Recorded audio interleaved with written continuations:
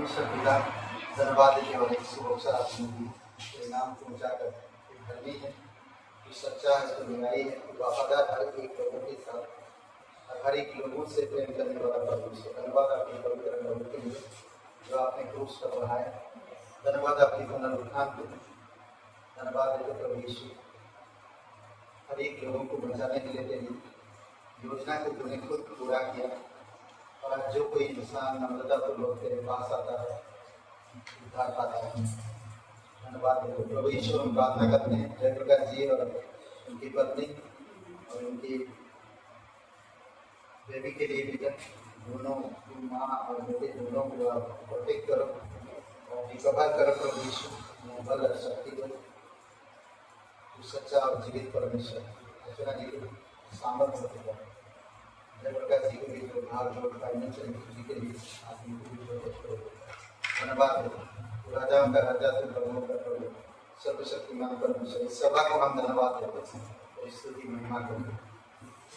विश्वास के साथ प्रार्थना करते हैं, यकीन करते तो हमारी प्रार्थना सुनिए। यीशु मसीह के नाम से मांगते हैं।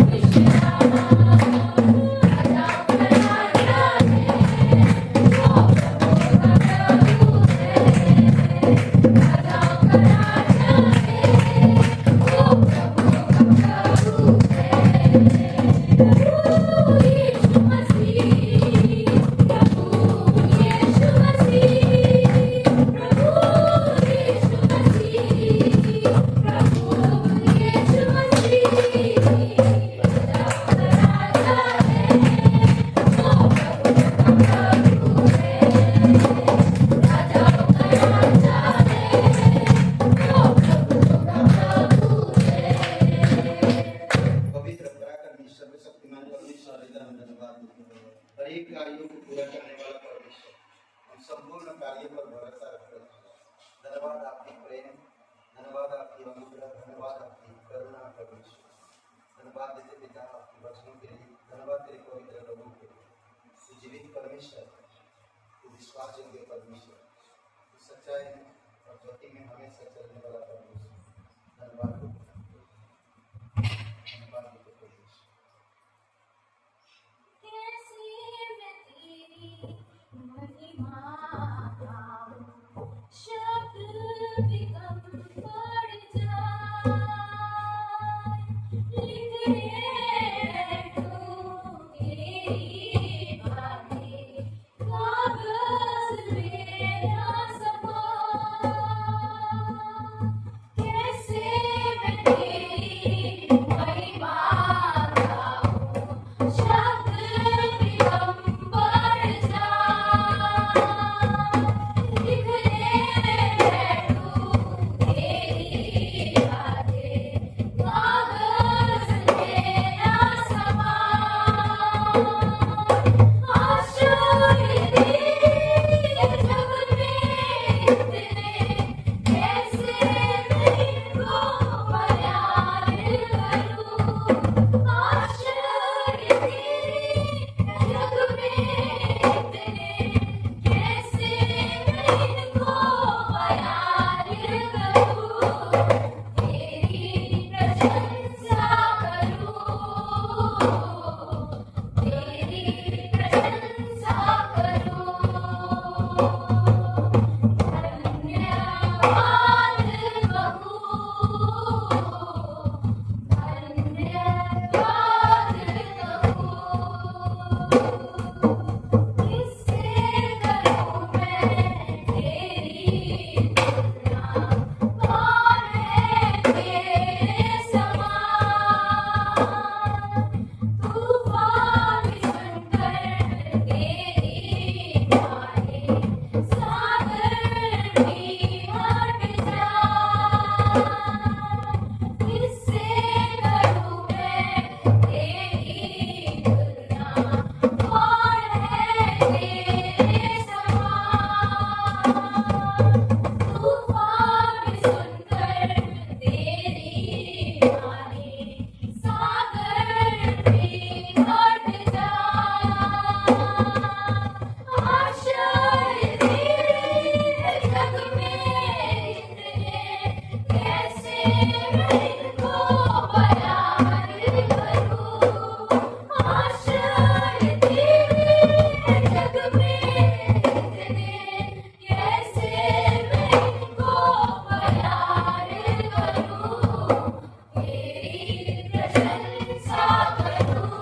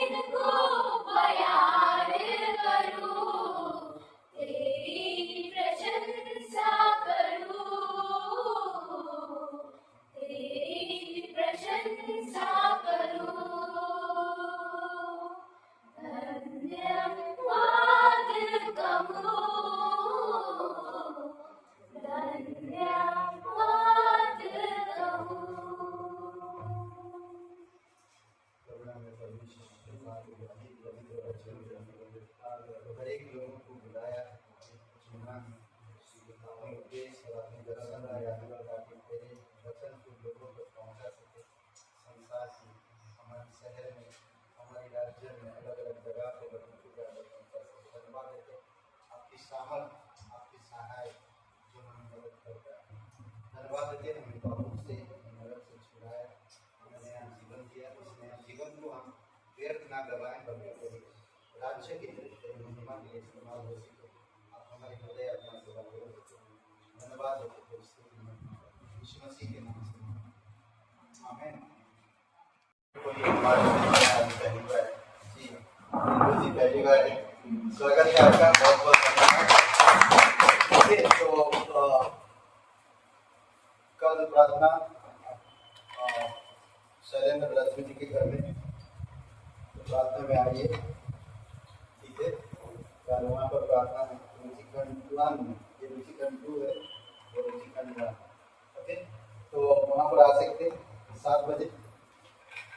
और बहुत जल्दी हम लोग यहाँ पर अभी क्लास एक चल रहा, प्रार्थना के ऊपर जो क्लास है, नरसिंहपुर गांव से आते हैं और सीखते हैं। बहुत जल्द अभी क्लास होगा, सुबह और शाम दोनों टाइम, जुलाई से।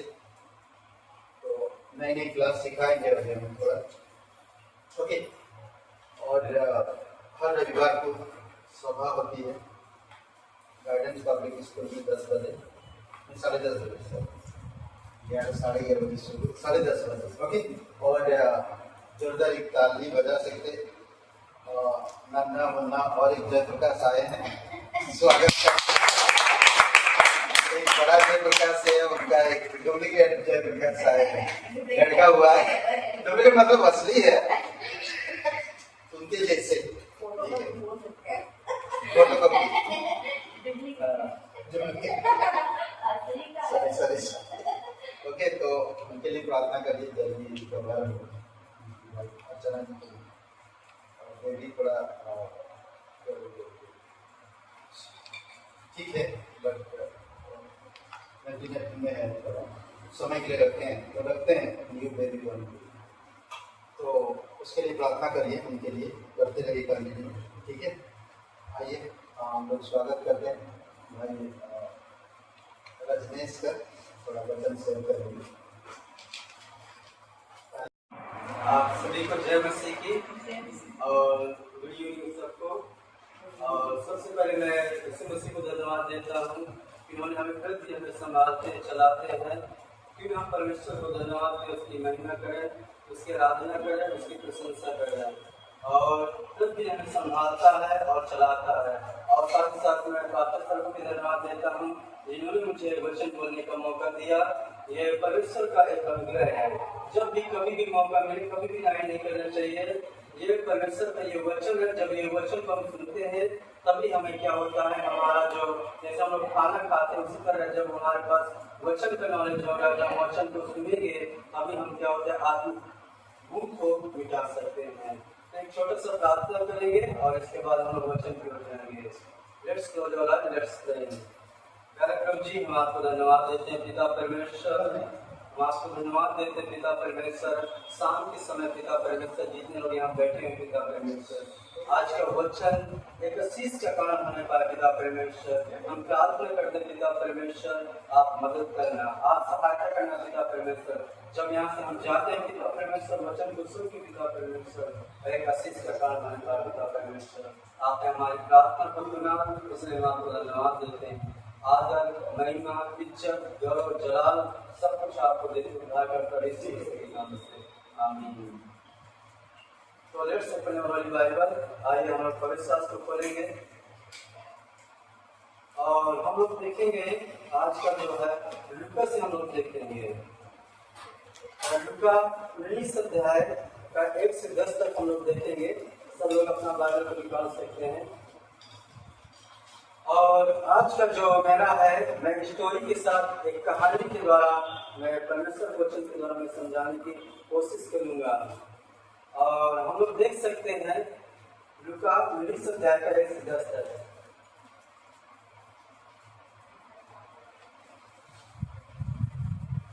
सबको मिल गया?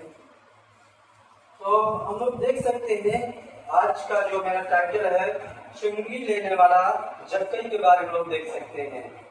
ये देख सकते हैं चुंगी लेने वाला जक्कई के बारे में लोग देखेंगे। हम देख सकते हैं जब यीशु मसीह क्या हो रहा था कि जब यहूदियों से जा रहे थे तो वहाँ जक्कई नाम का एक मनुष्य था जो चुंगी लेने वालों का सरदार था, वह धनी था। हम लोग देख सकते हैं। और वो क्या था, एक बहुत सा, एक छोटा सा, एक नाटक बेटी था। नाटक में बहुत सा एक छोटा सा बेटी था।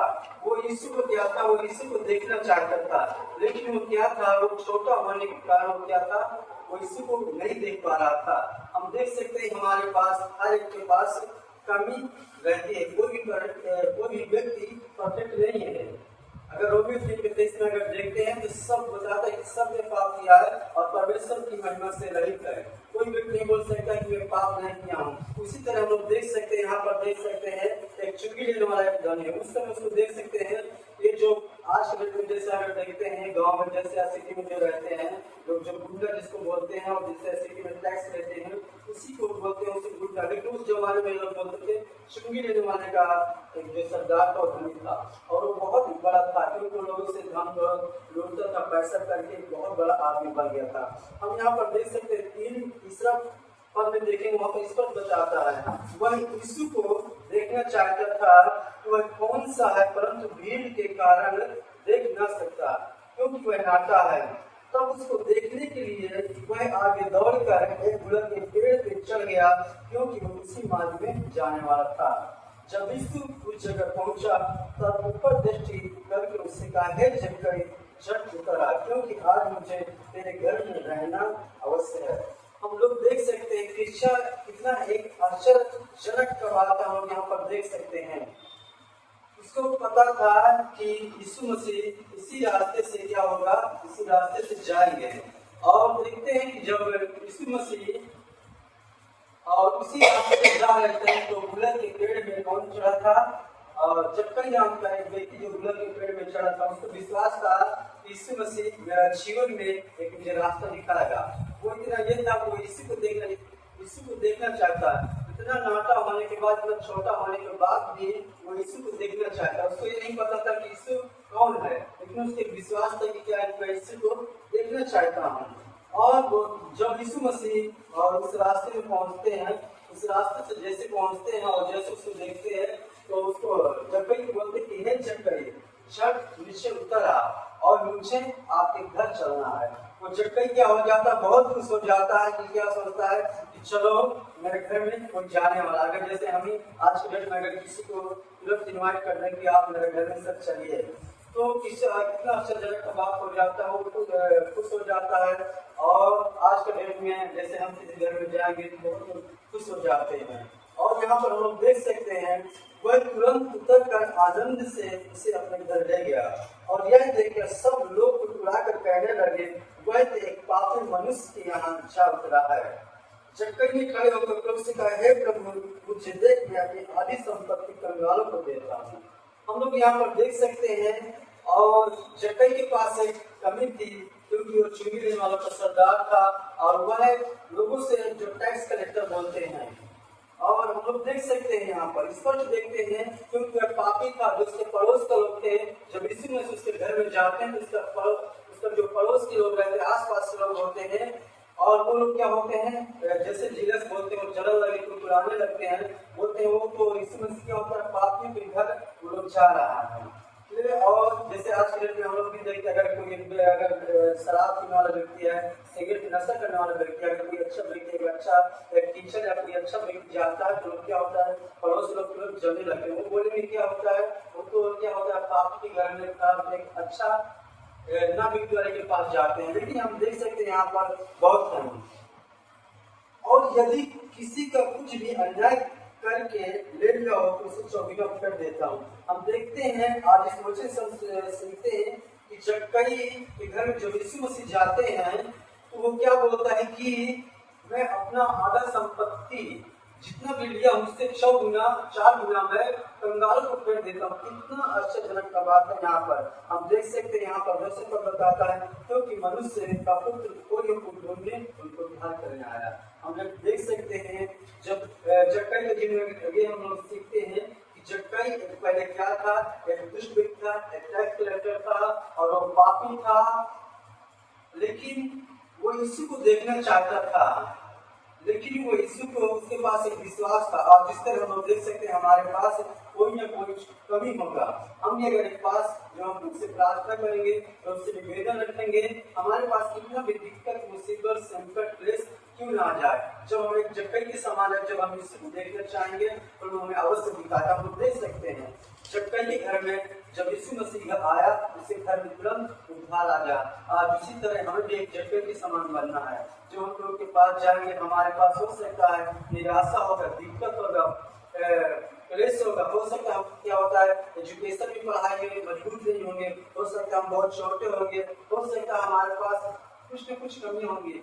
जैसे हम देख सकते हैं ये क्या होता है, चूंकि जो लोग आज के डेट में अगर कोई नाटक दिखते हैं, छोटा दिखते हैं, अगर रोड में चलेगा तो बहुत लोग उसको देखते हैं और मजाक करते हैं, ठट्टा करते हैं, उसको लोग देखते ही नहीं। लेकिन ये इसको अगर देख सकते हैं, ये जो चुंगी वाला था जक्कई, इसके पास कमी था, लेकिन ये क्या था, इसको विश्वास था कि यीशु मसीह मेरा जीवन को बदलेगा। आज इस तरह मैं आपको बताना चाहता हूँ, शाम के समय जितने लोग बैठे हुए, हमें भी एक जक्कई के समान बनना है। अगर हमारे पास हम दुख में होंगे, निराशा में होंगे, आप इसी वक्त आप प्रार्थना करिए और प्रभु से आप निवेदन करिए, प्रभु आपको अवश्य बदलेगा। हम देख सकते हैं जैसे लोग बोलते हैं, जैसे वो क्या होता है, लोग चिल्ला रखते हैं, जैसे पापी व्यक्ति जैसे होता है। लेकिन जब क्या होता है, जब यीशु मसीह आपका दिल में, आपके हृदय में जब आते हैं, आपका अवश्य, आपका मन, आपका हर एक चीज बदल जाने वाला है। हम इसे इस कहानी से ये सीखते हैं, आज का वचन से शाम के समय ये सीखते हैं कि जब हम प्रभु के पास जाते हैं, हमारे पास कितना भी छोटे, हमारे पास कितना भी कमी क्यों न होगा, जब हम प्रभु से जब हम प्रभु के पास जाते हैं, प्रभु हमें मदद करता है, सहायता करता है, एक अच्छा रास्ता दिखाता है और वो कभी भी लज्जित नहीं होने देता है और हमें एक दिन अवश्य हमको उद्धार आता है। और इस वचन के द्वारा आप सभी को आशीष मिले, आप सभी को आशीष मिले और सबको फिर से जय मसीह की मेरी तरफ से गॉड ब्लेस यू।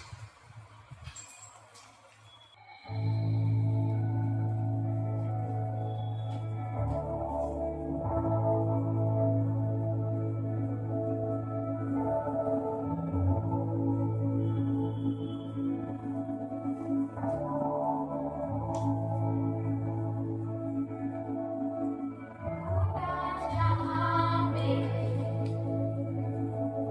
ना पाया कुछ मैंने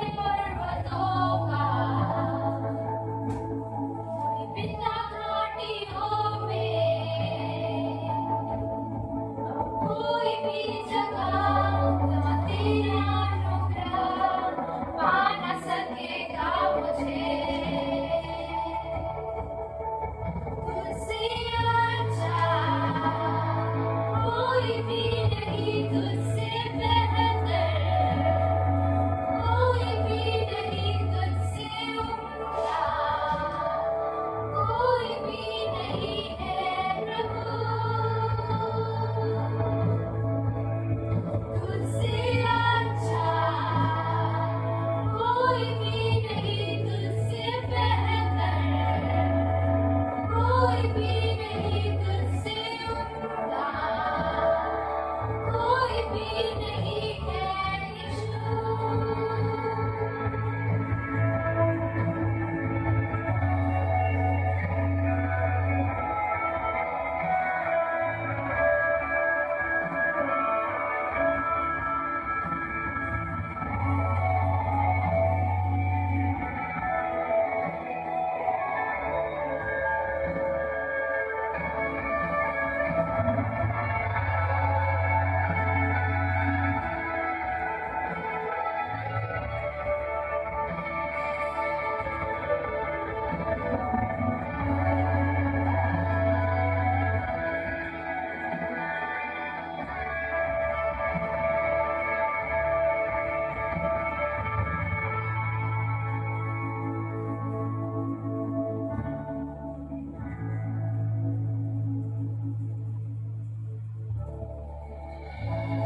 को आनंद में बदला, काफी सुंदर बनाया, शर को महिमा में बदला, केवल तू ही कर सकता है। तुमको आनंद में बदला, काफी सुंदर बनाया, शर को महिमा में बदला, केवल तू ही कर सकता है, केवल तू ही कर सकता है। तुझसे अच्छा कोई भी नहीं, तुझसे बेहतर कोई भी नहीं, तुझसे उमदा कोई भी नहीं है प्रभु। तुझसे अच्छा कोई भी नहीं, तुझसे बेहतर कोई भी नहीं, तुझसे उमदा कोई भी नहीं है यीशु।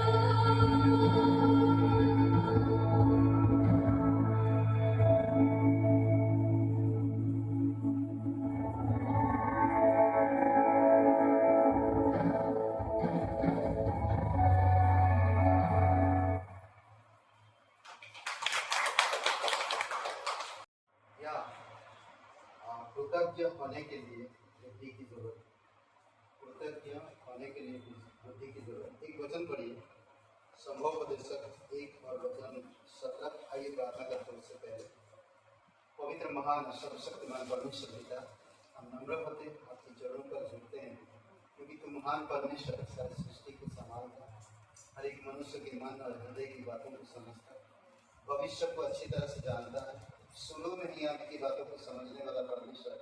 हम आपसे सीखना चाहते हैं, हम आपसे पाना चाहते हैं, हम आप की हर एक सिद्धांत और उद्देश्य को समझना चाहते हैं। आप हमारे हृदय आत्मा को खोलिए और आत्मा के द्वारा अवतार करें, यहाँ पर प्रत्येक हृदय आत्मा से आप आगे बढ़ें, यीशु मसीह के नाम से मांगते हैं, आमीन।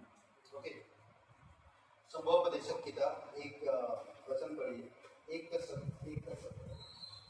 ओके, सुलेमान एक ऐसा व्यक्ति था जो परमेश्वर से प्यार करता था और उसके पिता की विरासत में उसे सब चीजें मिला था। उसके पिता की विरासत में उसे सब चीजें मिला था और वो एक बहुत विख्यात और बहुत बड़ा एक प्रभावशाली राजा था। धन दौलत उसकी कमी नहीं थी और वो बुद्धिमान, सबसे श्रेष्ठ बुद्धिमान था उस समय के राजा के समय, उस समय के सुलेमान के समय काल में। ठीक है, तो हम देख सकते हैं कि सुलेमान एक बहुत ही बुद्धिमान और समझदार राजा था और वो राजा हर एक चीज को प्राप्त किया, हर एक चीज। अगर आप उसकी कहानी पढ़े हैं तो आप समझ सकते हैं। और ये संभवोपदेशक किताब वही सुलेमान राजा ने लिखा, ओके। और वही कह रहा है, कृतज्ञ होने के लिए बुद्धि की जरूरत है। आज इस पृथ्वी पर सर खोजना, इस पृथ्वी पर सर को खोजना, नम्र से जीवन का सामना करना, नम्रता से जीवन का सामना करना, नम्रता से, और कोई रास्ता नहीं। सुलेमान अच्छी तरह से समझ गया था धन दौलत बुद्धि नाम श्रेष्ठता या समृद्धि ये सारी चीजें व्यर्थ है, सूर्य के नीचे हवा को पकड़ने के समान है। वो अच्छी तरह से समझ गया था और वो लिखता है कुछ चीजों के बारे में। हम लोग देखते हैं यहाँ पर आज कुछ बातें। 1 का 17 पढ़िए। मैंने अपना मन लगाया कि बुद्धि का भेद लूं और बावलेपन और मूर्खता को भी जान लूं। मुझे जान पड़ा कि यह भी वायु को पकड़ना है। ओके, बावलापन, बुद्धि, मेहनत, कठिनाई, सब चीजों को समझना चाह इंसान किस चीज से सुख प्राप्त कर सकता है, किस चीज से आनंद हो सकता है, ये सारे चीजों को उसने पाने के लिए कोशिश किया और खुद किया, पर किसी चीज में उसको सेटिस्फाई देने की कंफर्ट, आराम या संतुष्टि नहीं मिलता। ओके, और हम लोग 8 अध्याय खोलते हैं। 8 अध्याय खोलते हैं, हम सुलेमान के विषय में देख सकते हैं। और सुलेमान जब लिख रहा तो 8 अध्याय में कहता है कि आज मैं जो बात करूं, नम्रता से जीवन का सामना करना, नम्रता से जीवन का सामना करना, और कोई विकल्प नहीं है। आपके पास बुद्धि होगा, सब कुछ होगा, धन संपत्ति सब कुछ होगा, पर आप अगर नम्र नहीं है सब चीजें व्यर्थ है। हम पुराने नियम में भी हम देख सकते हैं सबसे श्रेष्ठ नम्र व्यक्ति मूसा था। परमेश्वर ने उसको नम्र बनाया, नम्र दिखाया और उसे प्रमाण भी दिया कि मूसा सबसे नम्र व्यक्ति है। और नया नियम में हम देख सकते हैं प्रभु यीशु मसीह पौलुस जैसे इंसान परमेश्वर की नम्रता के विषय में क्या कहे। ओके, सबसे पहला पॉइंट, नम्रता हमें वह जानना है जो मैं नहीं जानता। ओके, नम्रता हमें वह जानना है जो हम नहीं जानते। प्रभु यीशु मसीह संसार के विषय में, पाप के विषय में नहीं जानता है, फिर भी वो नम्र होकर पाप को सहा और पापी की ना गए। ओके, संभव दर्शक 8 और वचन 1 पढ़िए। बुद्धिमान की तुल्य कौन है और किसी बात का अर्थ कौन लगा सकता है? मनुष्य की बुद्धि के कारण उसका मुख चमकता और उसके मुख की कठोरता दूर हो जाती है। ओके, वचन ये भी कहता है कि तू अपनी दृष्टि से बुद्धिमान नहीं बनती। ओके, अपनी दृष्टि से कभी भी बुद्धिमान नहीं होगा। हम बार बार सीखे परमेश्वर का भय रखना बुद्धि का कारण बनेगा। करेक्ट।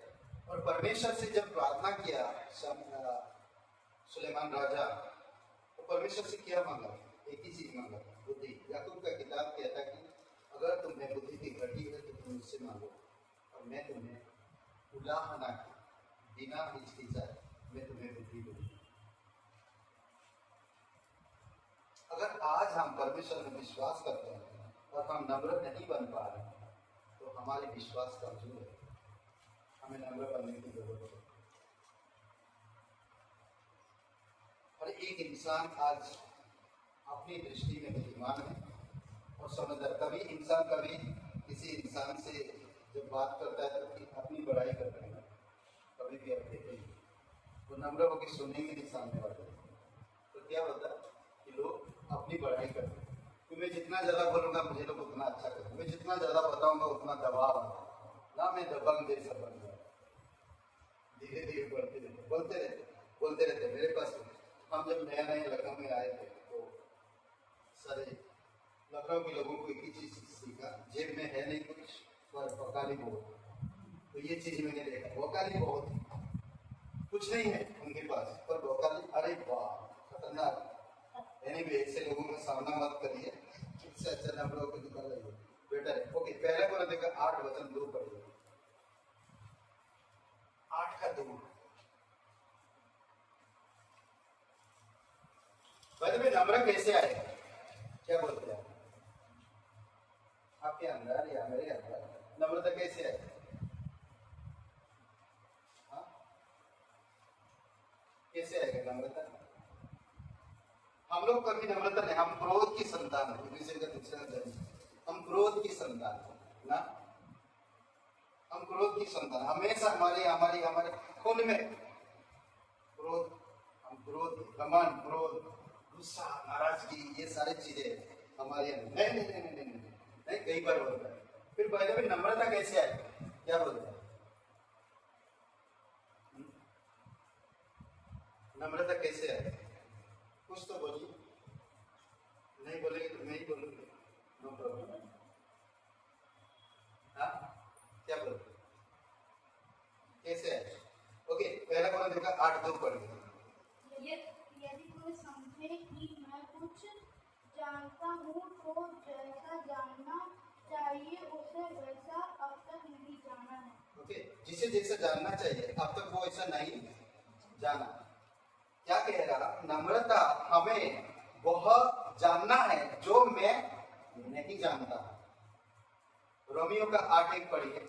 जब परमेश्वर ने आपके सारे दंड अपने ऊपर लेकर क्रूस पर बलिदान हो गया तो आपके पास कोई घमंड बचा? सोचिए, आपका बोझ कोई उठा रहा तो आप घमंड करोगे क्या? आपका पाप कोई माफ कर रहा, आप घमंड करोगे क्या? नहीं। हमें उसका आदर सम्मान करना, हमें उसका उसका उसका आदर करना है, समझ रहे हैं? रोमियो का 8:1। अतः अब जो मसीह यीशु में है उन पर दंड की आज्ञा नहीं, क्योंकि वे शरीर के अनुसार नहीं वरन आत्मा के अनुसार चलते हैं। ओके, जब हम आत्मा के अनुसार चल रहे हैं तो अपनी दृष्टि में बुद्धिमान मत हो। नीति वचन में कहता है, भजन में कहता है, आयोग में कहता है कि अपनी बुद्धि का सहारा मत लो। परमेश्वर ने पहला कुरिन्थियों की किताब में कहता है कि कैसे लोगों को चुनो? मूर्खों और ज्ञानियों को, जो निचली करते हैं, नीचे ना, ऐसे लोगों को चुनो। फिर से मैं पूछता हूँ कि नम्रता कैसे आएगी? क्या बोल? कुछ तो बोलिए, नम्रता कैसे आएगी? शांत रहने से। Okay, good. क्षमा करने से, क्षमा करने से, क्षमा करने से नम्रता। ओके, और प्रेम करने से। ओके, और शांत रहने से, क्षमा करने से, प्रेम करने से, और आज्ञा मानने से, और दयालुता, दयालुता। हाँ, और बोलिए। हाँ, प्रेम तो बोला गया। नम्रता अभी तो हमने पॉइंट किया गया। कौन सा पॉइंट किया? कुछ चीजों को जब आप जानोगे नम्रता आने लगेगी। अगर मैं दर्द के बारे में नहीं समझूंगा तो दर्द का मतलब नहीं समझ पाऊंगा। मुझे कुछ चीज को जानना, यानी कि नम्रता सच्चाई के साथ आता है। परमेश्वर सच्चा है तो आपको सच्चा बनना है, तभी नम्रता आएगा। परमेश्वर इस धरती पर आया 3 चीजें गारंटी के साथ करो: मार्ग, सत्य और जीवन। ये 3 चीज के बारे में आपको कॉन्फिडेंस होना चाहिए। सच्चाई आपको नम्रता में ले आता है, और बाकी है प्रेम, जो आप लोग बोला, ये सारी चीजें हैं वो साथ में है, समझ रहे हैं? ओके, दूसरी पॉइंट में हम चलते हैं। जो आपको पसंद नहीं है उसका साथ रहना ही नम्रता है। कैसा है? जो आपको पसंद नहीं उसके साथ रहना ही नम्रता है। परमेश्वर से आप भरोसा करते हैं, विश्वास करते हैं। ओके, ये वचन पढ़िए, संभव उपदेशक 8 और वचन 2 से 7 तक। मैं तुझे संबंध देता हूँ कि परमेश्वर की शपथ के कारण राजा की आज्ञा मान। राजा के सामने से उतावली के साथ न लौटना और न बुरी बात पर हट करना, क्योंकि वह जो कुछ चाहता है करता है। क्योंकि राजा के वचन में जो सामर्थ्य रहती है, और कौन उससे कह सकता है कि तू क्या करता है? जो आज्ञा को मानता है वह जोखिम से बचेगा, और बुद्धिमान का मन समय और न्याय का भेद जानता है। क्योंकि हर एक विषय का समय और नियम होता है, यद्यपि मनुष्य का दुख उसके लिए बहुत भारी होता है। वह नहीं जानता कि क्या होने वाला है और कब होगा, यह उसको कौन बता सकता है? ऐसा कोई मनुष्य नहीं जिसका वर्ष प्राण पर चढ़े कि वह उसे निकलते समय रोक ले, और न कोई युद्ध के दिन पर अधिकारी होता है, और न उसे लड़ाई से छुट्टी मिल सकती है, और न दुष्ट लोग अपनी दुष्टता के कारण बच सकते हैं। जितने काम धरती पर किए जाते हैं उन सब को ध्यानपूर्वक 7 तक पढ़ो, ज्यादा आगे चलेगी, पढ़ते जाते हैं। मैं भी नहीं भूल गया। ओके, एक राजा का उदाहरण दो। अगर मैं एक विश्वासी हूँ, मेरा नया जन्म हुआ है और मैं मेरा पिता परमेश्वर है, तो मेरा राजा कौन है? यीशु मसीह। मेरा राजा यीशु मसीह। मैं यीशु मसीह के सामने जब आता हूँ तो बौखाली के साथ आऊँ नहीं, मुझे उसके आदर के साथ चुपचाप उसका सुनना है, उसका आज्ञा मानना है, उसे आदर देना है, उसका सामर्थ्य वचन को ग्रहण करना है। करेक्ट? तब मैं नम्रता में बढ़ता हूँ। उसने कैसे किया? जानता था यहूदा उसे पकड़वाएगा, जानता था शास्त्री फरीसी मुझे यहाँ पर घेरेंगे, वो सब कुछ जानने के बावजूद भी वो उनका सामना कर रहा है, उनके बीच में रहेगा। कल अगर परमेश्वर आप विश्वास करते परमेश्वर कहते कि तुम्हें मिशन फील्ड में जाना है, तो आप चॉइस नहीं कर सकते कि मैं कौन सा जगह पे जाऊँ। आप बिल्कुल चॉइस नहीं कर सकते। कब कहेगा कि परमेश्वर तुम्हें रेगिस्तान में जाना, तो हमें जाना पड़ेगा। अगर मैं नहीं जाऊंगा तो मैं परमेश्वर को नहीं जानता, मैं राजा की बात नहीं मानता।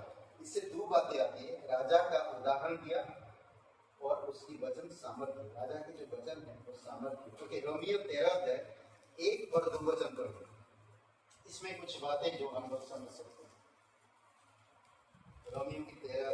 हर एक व्यक्ति शासकीय अधिकारियों के अधीन रहे, क्योंकि कोई अधिकार ऐसा नहीं जो परमेश्वर की ओर से न हो, और जो अधिकार है वे परमेश्वर भी ठहराए हुए हैं। इसलिए जो कोई अधिकार का विरोध करता है वह परमेश्वर की विधि का सामना करता है, और सामना करने वाले दंड पाएंगे। कौन कौन अधिकारी कैसा है? कैसे भी अधिकारी, संसार में हो या आप लखनऊ में हो या उत्तर प्रदेश में, कैसे भी अधिकारी को परमेश्वर रखा है तो उनका होता है। ये आपको समझना होगा। ये वो चोर हो सकते हैं, वो गुंडे हो सकते हैं, वो खूनी हो सकते हैं, मुझे उनसे क्या है? परमेश्वर ने कहा कि तुम उनके बीच में रहो।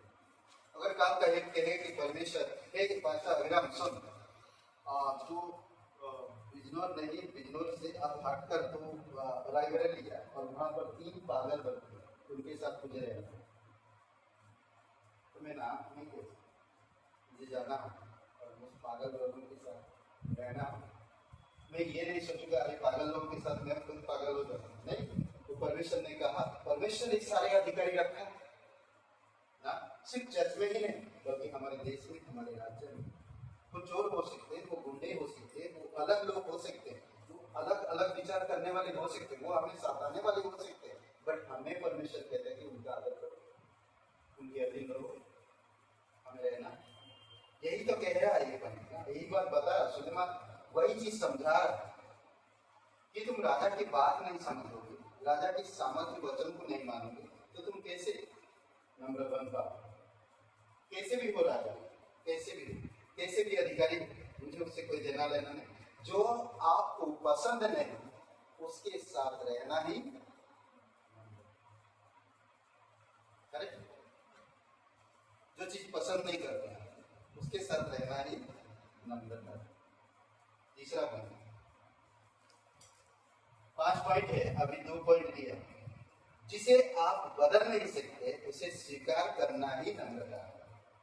जिसे आप कभी बदल नहीं सकते, अरे समझ रहे? जिसे बिल्कुल आप बदल नहीं सकते उसको स्वीकार कर लेना ही नम्रता है। मैं कभी किसी को बदल नहीं सकता, मुझे स्वीकार कर लेना है कि बस ठीक है, ओके। मुझे उसके साथ आर्गुमेंट नहीं करना, मुझे उसके साथ संगति ज्यादा नहीं करना, मुझे जस्ट लीव इट, स्वीकार कर, ओके ना। संभवोपदेशक 8:8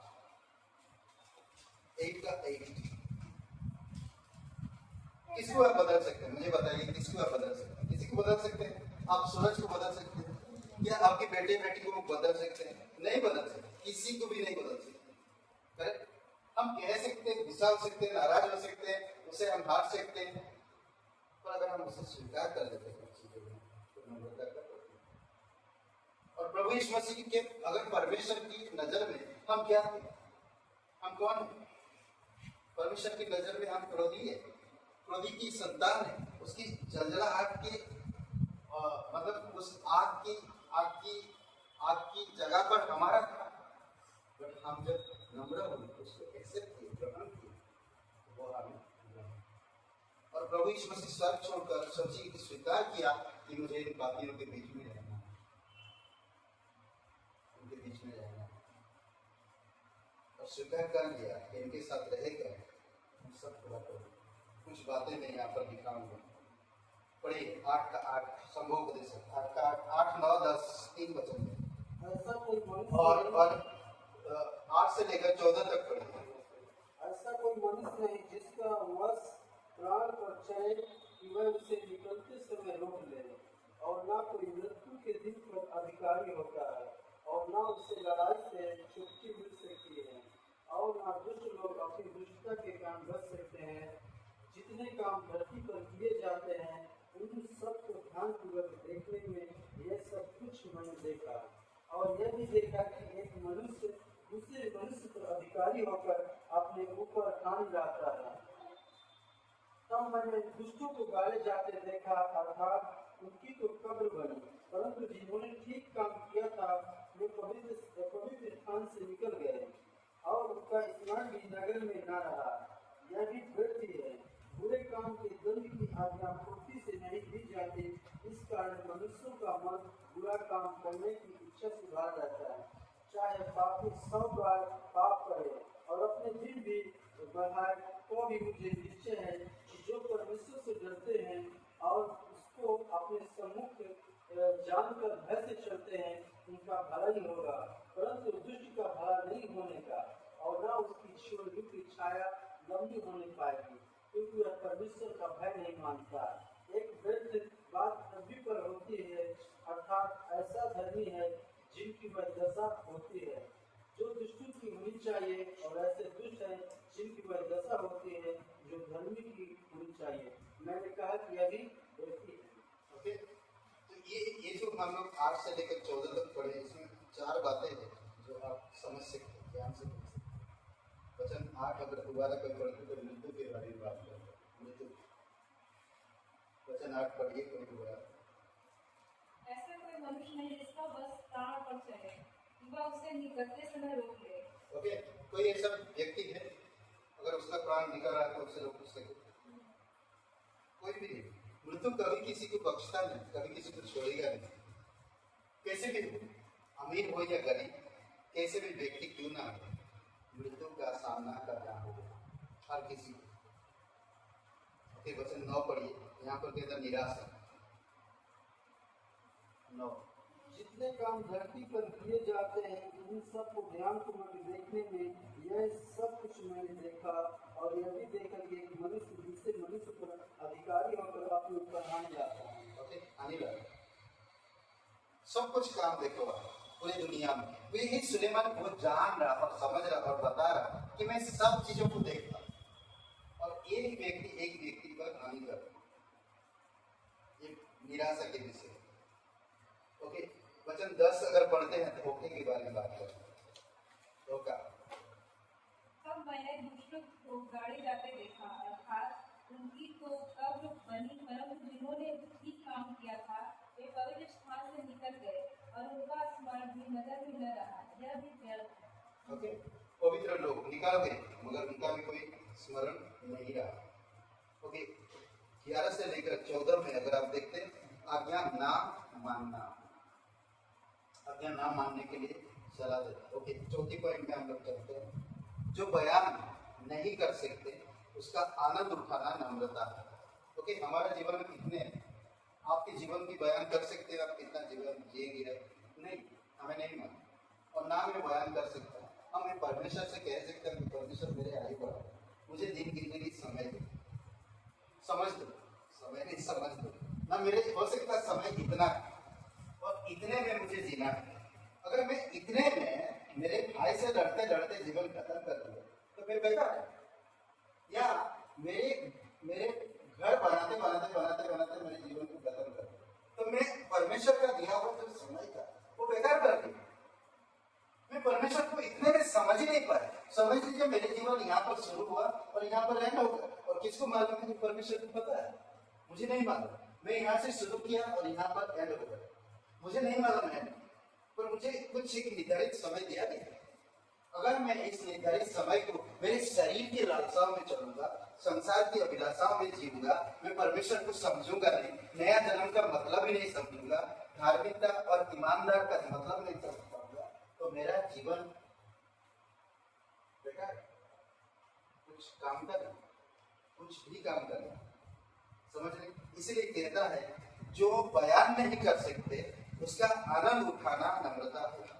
वचन 15 पढ़िए, संभव 8 और वचन 15। तब मैंने आनंद को सराहा, क्योंकि सूर्य के नीचे मनुष्य के लिए खाने पीने और आनंद करने को छोड़ और कुछ भी अच्छा नहीं, क्योंकि यही उसके जीवन भर जो मनुष्य उसके लिए धरती पर ठहराए, उसके परिश्रम में उसके संग बना रहेगा। समझ रहे? कुछ भी नहीं, खाओ पियो मस्त रहो और आनंद करो।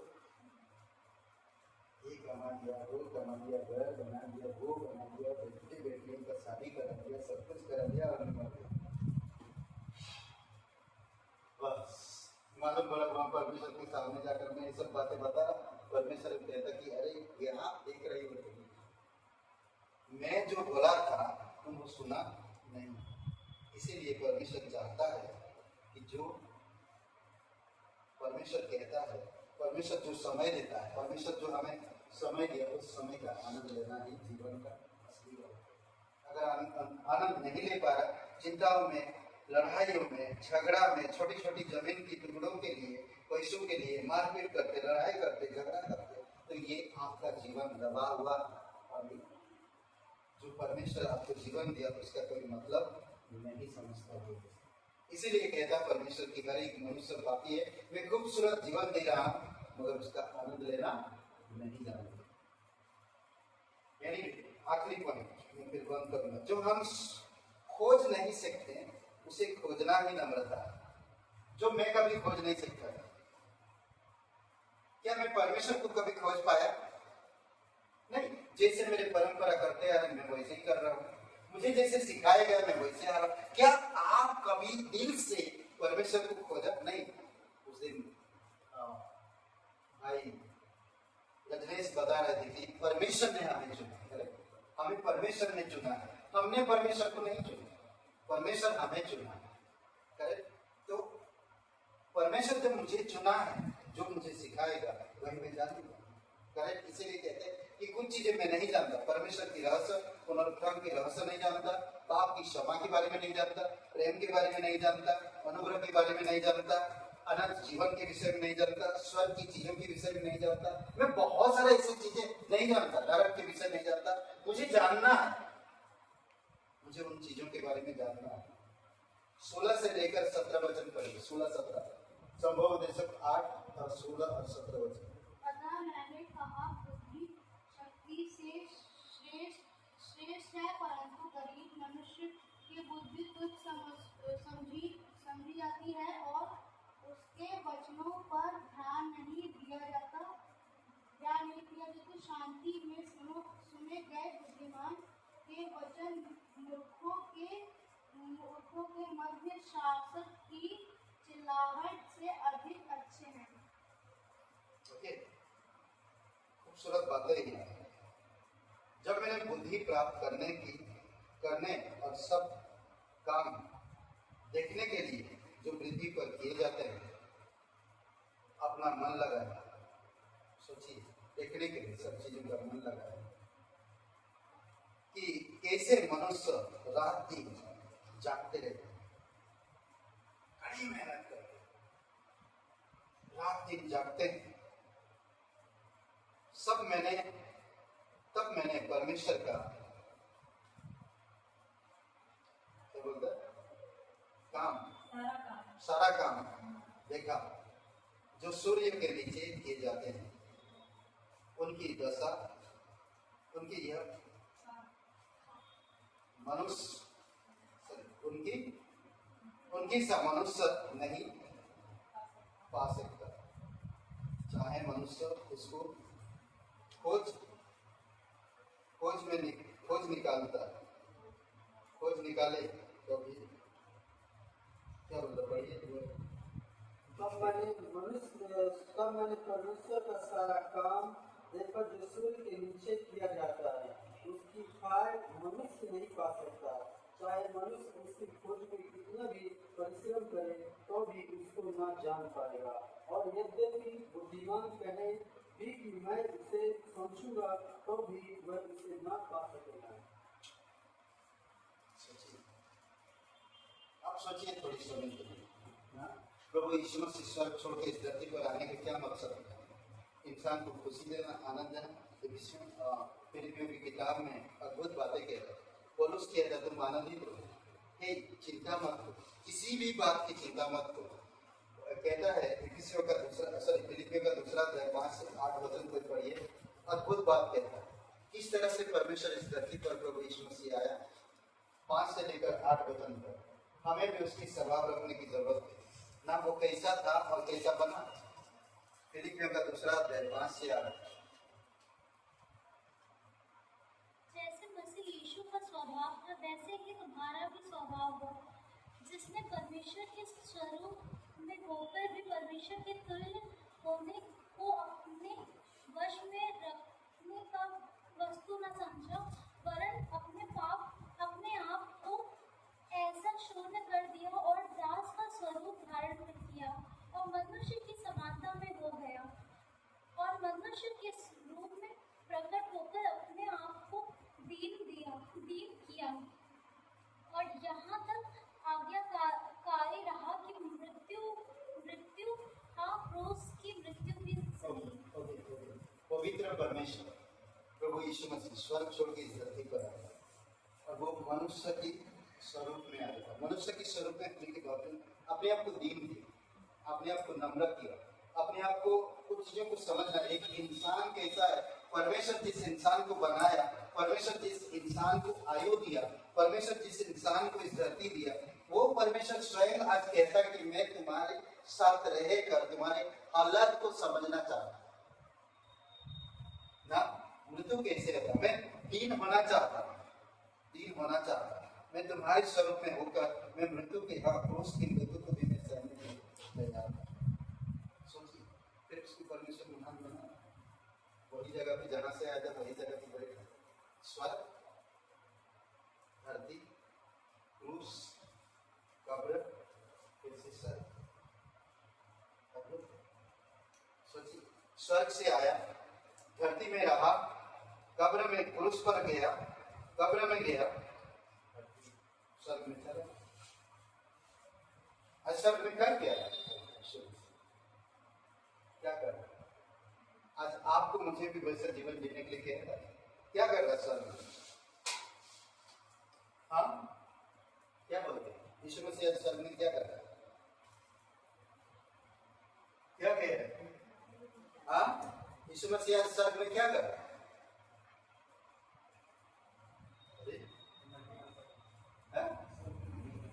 जगह बना, आप और मेरे रहने की जगह बना।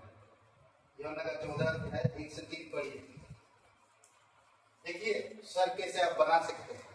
धरती पर स्वर्ग आप बनाओ, अगर आप यहाँ पर बनाओगे तो प्रभु वहां पर आपके लिए घर मकान बना रहा है। अद्भुत है ना। अगर मैं यहाँ पर प्रभु को नहीं उठा रहा तो प्रभु वहां पर मेरे लिए नहीं उठाएगा। आज इसीलिए बनाओ यहाँ पर।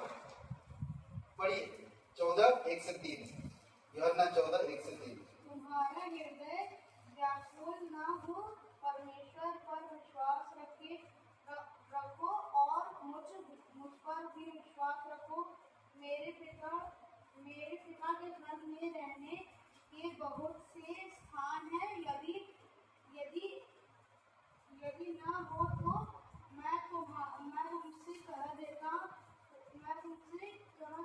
क्योंकि मैं तुम्हारे लिए जगह तैयार करने जाता हूँ। और यदि मैं जाकर तुम्हारे लिए जगह तैयार करूँ तो फिर आकर तुम्हें अपने यहाँ ले जाऊंगा कि जहाँ मैं हूँ वहाँ तुम भी रहो। सोचिए थोड़ी समय के लिए। जो मैं खोज नहीं रहा था, जिस चीज को मैं जानता नहीं था, जो चीज को मैं खोज नहीं रहा था, जिनको मुझे पसंद नहीं था, मुझे वही चीज अब खोजना है। यीशु मसीह ने कहा तो स्वर्ग की चीजों के बारे में खोज, ना कुलुस्सियों का 3 अध्याय में खोज। मैं तेरे लिए जगह तैयार कर रहा हूँ। तो उस जगह के बारे में सोच, उस जगह के बारे में सोच। यही है नम्रता से जीवन जीने का, नम्रता से जीवन का सामना करना। पहले पॉइंट में मैंने बोला नम्रता हमें बहुत जानता है, हमें बहुत जानना है जो मैं नहीं जानता हूँ। जो आपको पसंद नहीं उसको उसके साथ रहना ही नम्रता है। करेक्ट? जिसे आप बदल नहीं सकते उसे आप स्वीकार करना ही नम्रता है। जो बयान नहीं कर सकते उसका आनंद उठाना ही नम्रता है। जो हम खोज नहीं सकते उसे खोजना ही नम्रता है। आमीन। कृतज्ञ होने के लिए बुद्धि की जरूरत पड़ता और पवित्र आत्मा आपको बुद्धि देता है। इस पृथ्वी पर सर को खोजो,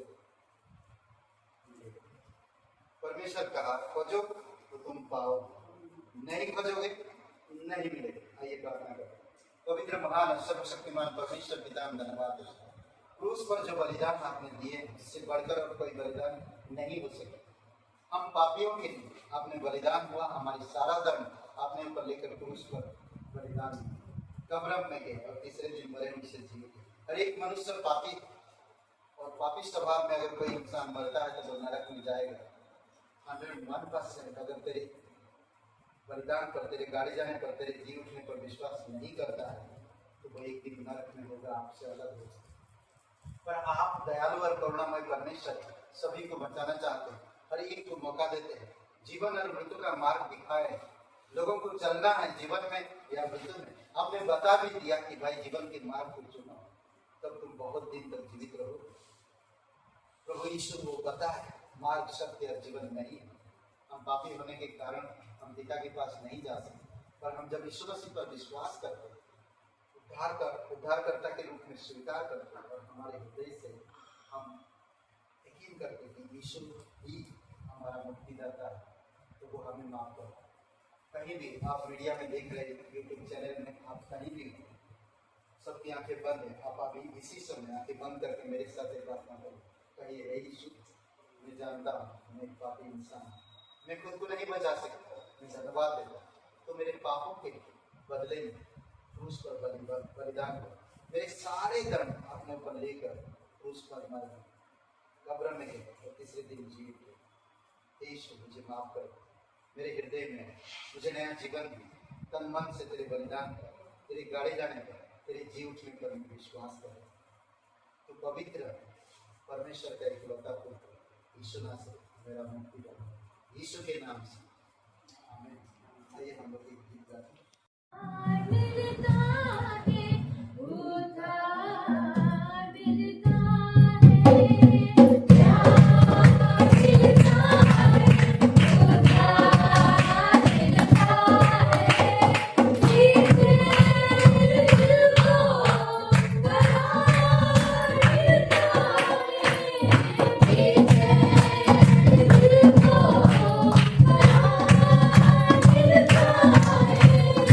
Yeah.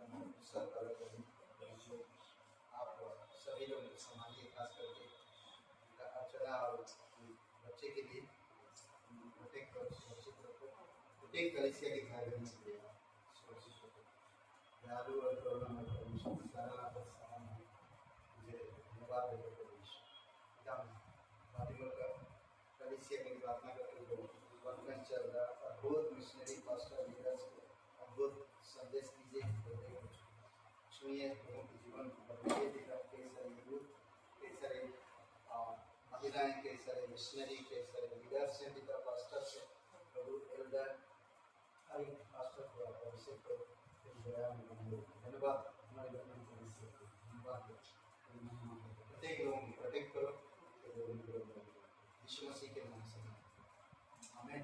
सबको आशीष मिले। बहुत बहुत धन्यवाद।